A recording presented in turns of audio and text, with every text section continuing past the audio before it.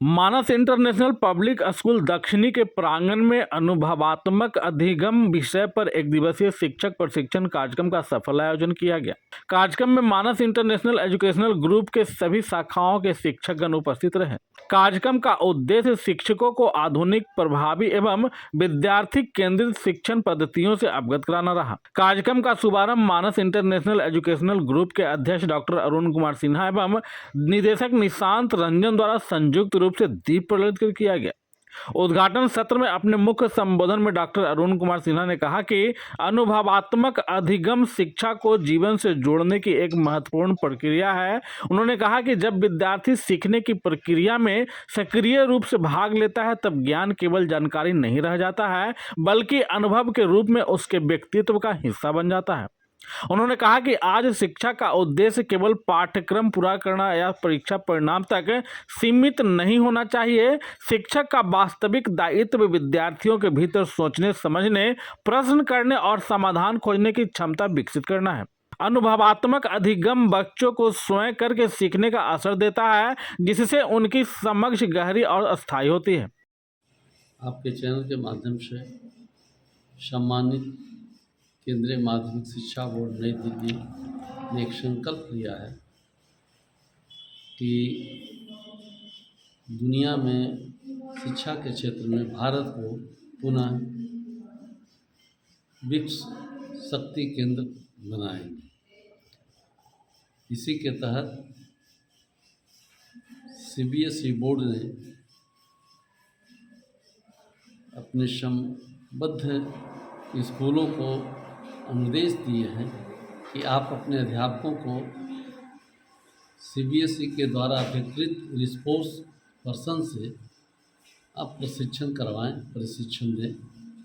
उसी के तहत आज ट्रेनिंग का वर्कशॉप चल रहा है और इस वर्कशॉप में जो हम लोगों ने एक टॉपिक रखा है वो टॉपिक है एक्सपीरियंशियल लर्निंग।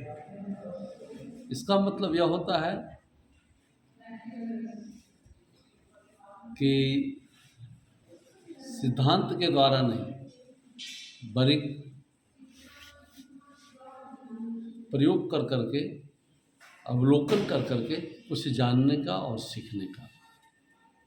दूसरी तरफ हम बताना चाहेंगे कि मानव संसाधन भारत सरकार कि जो यह प्रतिज्ञा है कि हर हाल में जो हमारा एनईपी है या एनसीएफ जो है, इसके तहत हम अपने अध्यापकों को या शिक्षा के स्तर को हम आगे बढ़ाएं। और शिक्षा के स्तर को आगे बढ़ाने के मकसद से ही आज ट्रेनिंग का कार्यक्रम चल रहा है। और इस ट्रेनिंग के कार्यक्रम में हमारे जो ट्रेनर हैं वो नेशनल रिप्यूटेड ट्रेनर हैं, बहुत बड़े ऑथर भी हैं। ये 3 विषयों से एमए हैं।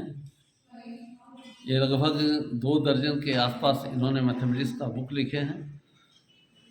ऐसा महसूस हम लोग कर रहे हैं कि आज के वर्कशॉप से हमारे टीचर सीखेंगे और जो सीखेंगे उससे हमारे स्कूल के जो बच्चे हैं उनका लाभ और फ़ायदा होगा। और जब बच्चे हमारे ट्रेंड टीचर से, आजकल हम लोग सब जानते हैं कि ज़माना काफ़ी बदल रहा है और ऐसा बदल रहा है कि न तो बच्चे के माता पिता हमें सहयोग करते हैं, न हमें बच्चे सहयोग करते हैं।